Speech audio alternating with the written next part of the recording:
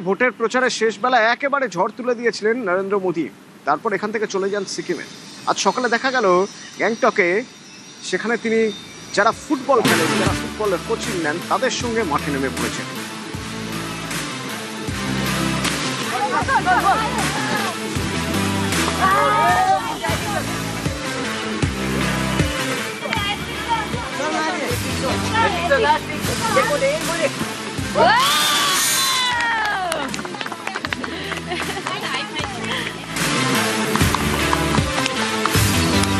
दो गोल मार चुके हैं आप अब।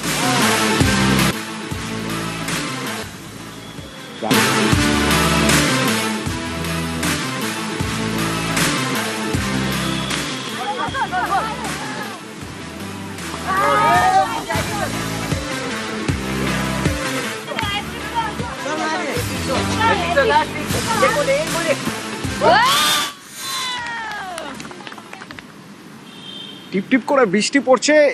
বৃষ্টি কি আরো বাড়বে? হাওয়া অফিস কিন্তু বলছে বাড়বে শুধু নয়, কিছু কিছু জেলায় দুর্যোগের মতো পরিস্থিতি হতে পারে।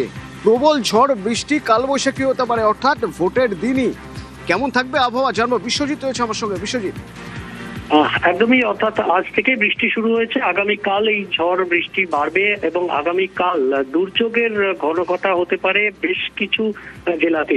তবে যে জেলাগুলিতে নির্বাচন রয়েছে সেই জেলাগুলির কথায় আসি। পূর্ব বর্ধমানে বিক্ষিপ্তভাবে দু এক জায়গায় ভারী বৃষ্টির সম্ভাবনা আছে। 70 থেকে 110 মিলিমিটার পর্যন্ত বৃষ্টি হতে পারে এবং সেখানে ঝড় বৃষ্টি অর্থাৎ 50 থেকে 60 কিলোমিটার গতিবেগে দমকা ঝোড়ো হওয়ার সঙ্গে বজ্রবিদ্যুৎ সহ বৃষ্টির সম্ভাবনা রয়েছে। পাশাপাশি কলকাতার 24 পরগনা অর্থাৎ উত্তর ও দক্ষিণ 24 পরগনা, হাওড়া, হুগলি এই জেলাগুলির ক্ষেত্রেও 50 থেকে 60 কিলোমিটার গতিবেগে দমকা ঝোড়ো বাতাসের সঙ্গে বজ্রবিদ্যুৎ সহ বৃষ্টি যেমন হবে, তেমনি বিক্ষিপ্তভাবে দু এক জায়গায় শিলাবৃষ্টির সম্ভাবনা রয়েছে।